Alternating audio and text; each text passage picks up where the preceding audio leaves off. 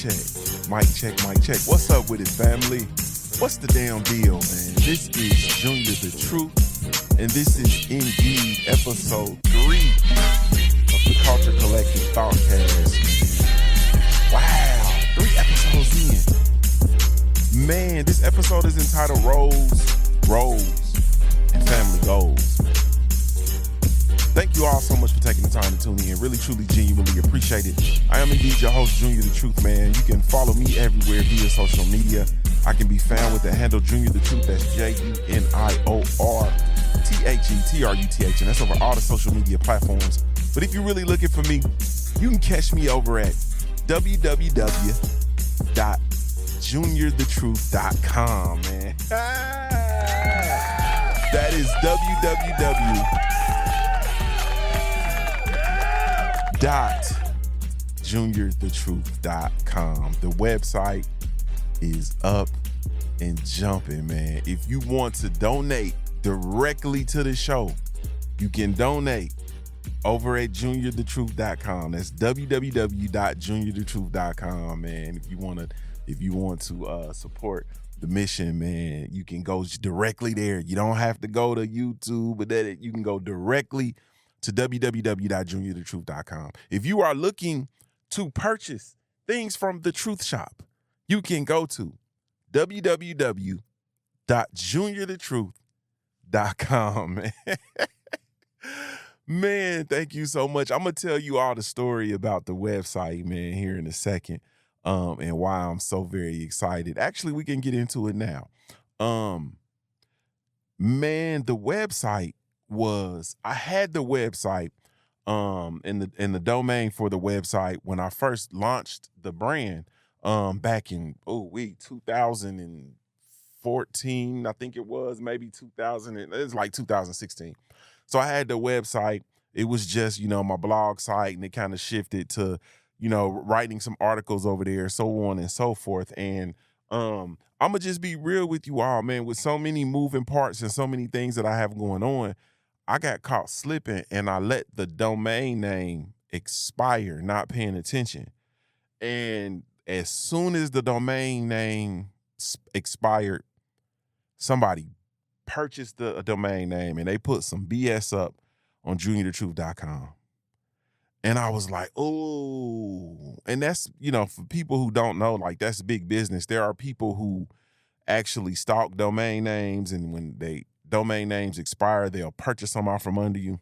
And whoever did this, it was a Chinese outfit, because like when I realized that somebody had purchased the domain name, and I went over to see what was actually on the site, it was just a bunch of Chinese stuff. It was like a Chinese circus or something. It was crazy. You know what I mean? I clicked on it. I go to www.JuniorTheTruth.com. I click on it. And then it just comes up, and I saw, they be like, free chicken wings with the fried rice. And they was over there jumping on my domain name. And I'm like, I'm salty. Then when they, wanted to sell it back to me, it was a ridiculous number. And I was like, man, you can pay this and get your site back. And I'm like, man, that site don't even generate that. So no. So I had to be creative and strategic and work my way around. And then earlier this year, this was probably like maybe a month or so ago, man, I caught they ass slipping. I just happened to look up JuniorTheTruth.com, and it was available again.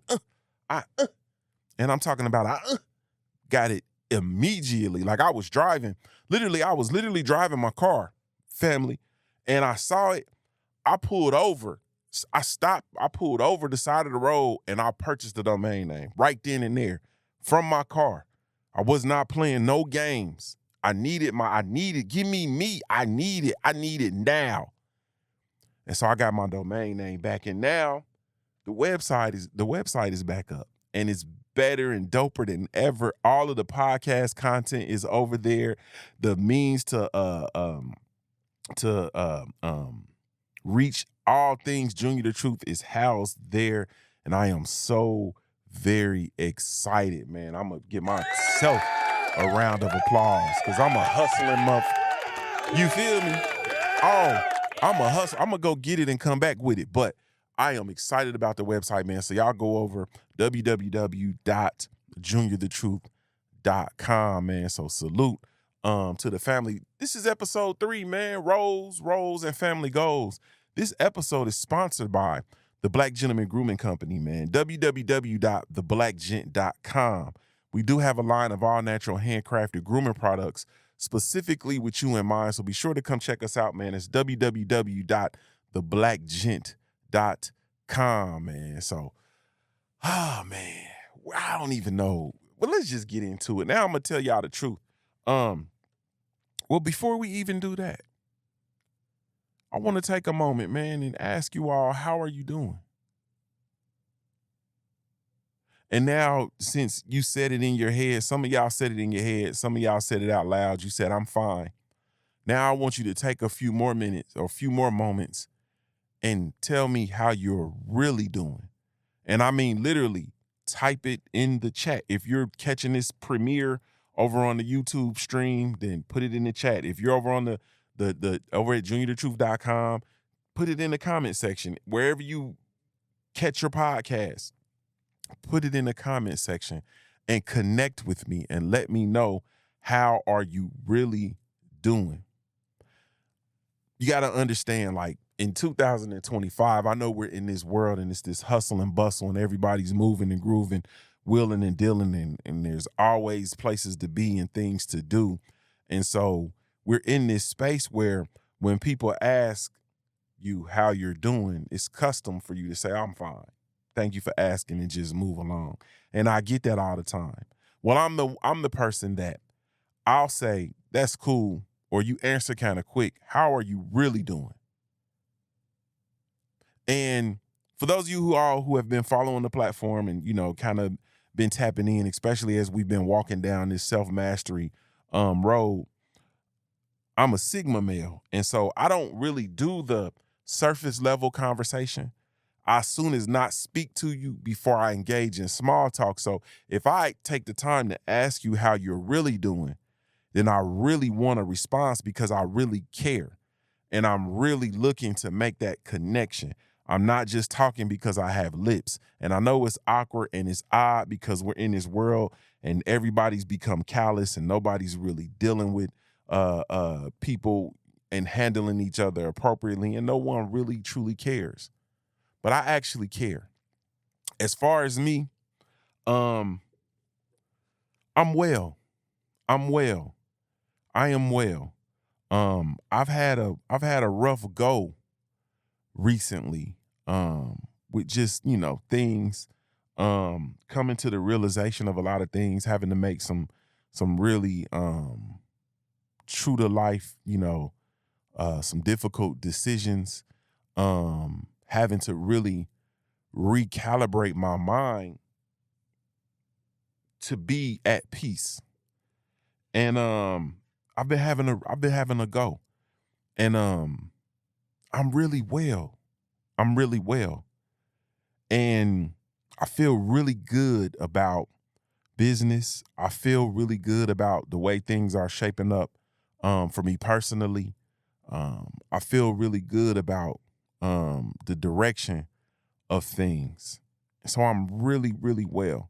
You know what I mean? And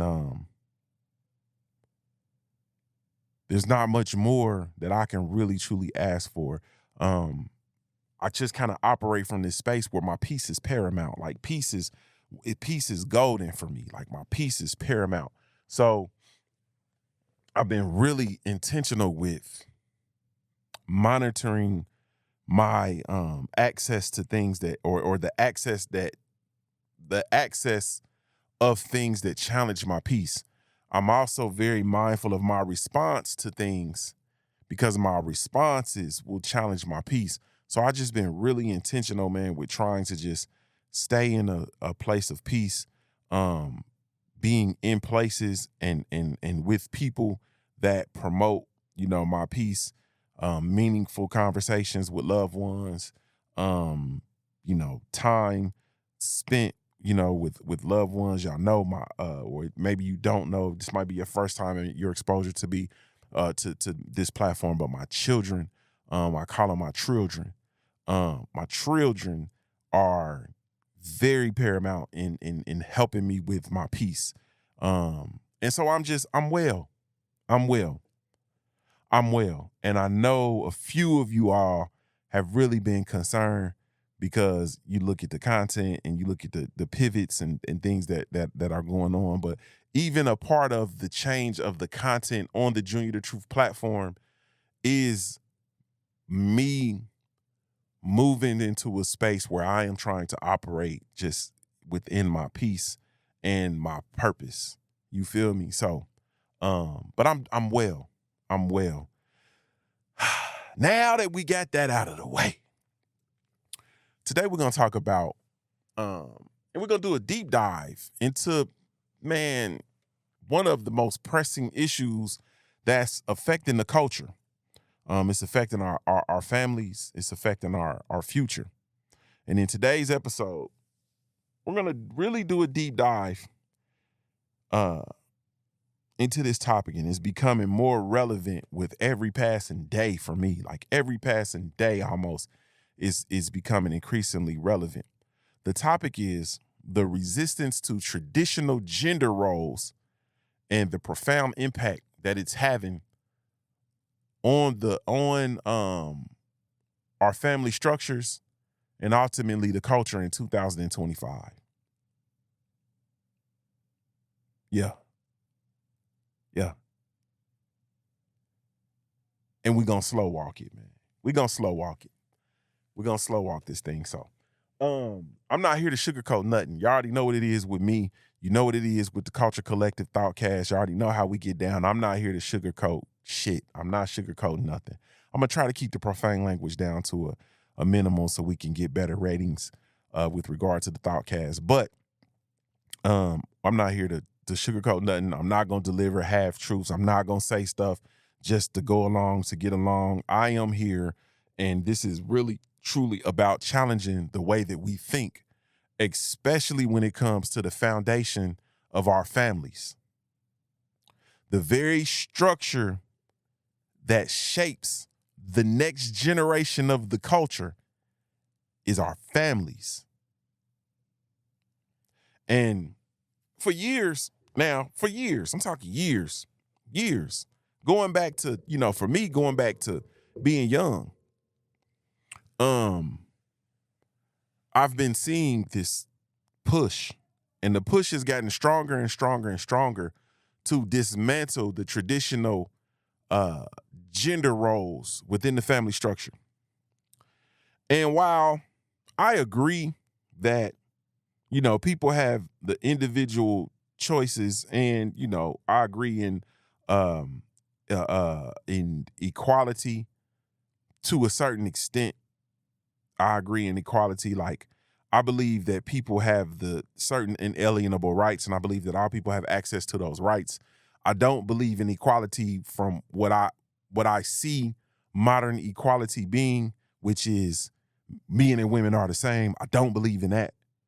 You know what I'm saying? I don't believe in that. I don't believe in the we're the same and we're equal, but I do believe that we have equal rights, you know what I mean, under the law.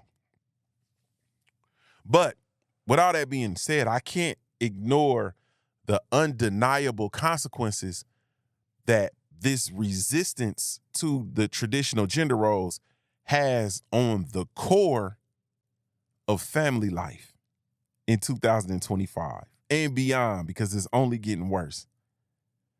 So I cannot ignore the consequences, man, because the consequences are undeniable. And I was talking to my people, and I was telling my people that, like, literally, we're in this space now where men and women are being tricked out of their birthrights. And women are literally being tricked out of their birthright. There are certain things that are your given birthright being born as a woman. There are certain things that your given birthright being born as a man. And so I am in this space where I'm looking and I'm just like, nah, man, like people are getting tricked out of their birthright. And when you look at things like, and we're going to get into this, but when you look at Big Mama, and I'm talking about the culture. Now, I ain't, this is no disrespect. I'm tired of making these caveats. I'm not even going to make that caveat. This is about the culture. This is about the culture. We 3 episodes in, and when I say the culture, you know exactly who I'm talking about. This is about the culture. The position of Big Mama has been, and will always be one of the most pinnacle pieces on the board. And when I say Big Mama, I am talking about the matriarchy of your family. I'm talking about grandmama. I'm talking about the grandmama. Some of us, it might be your maternal grandmother. Some of us, it might be your paternal grandmother. But I'm talking about grandma, granny, Big Mama, nanny, nana. I'm talking about the grandmother is one of the most pinnacle pieces on the board. Excuse me. Has always been, is, and will always be that. And now we are in this space where, due to this confusion with regard to roles, there are so many people who are being tricked out of that position. So many women are being tricked out of that position. There are women who are being tricked out of being mothers, giving birth. There are men that are being tricked out of being granddaddy, big daddy, pawpaw, poppy. They're being tricked out of that. It's a birthright. It's your birthright. I can't tell you how my pawpaw was my best friend, my paternal grandfather. That being my father's father. I was raised by a single man, and a single teenage father, actually. And my father's father, my pawpaw, was my first best friend. My pawpaw was my very first best friend. That was my guy.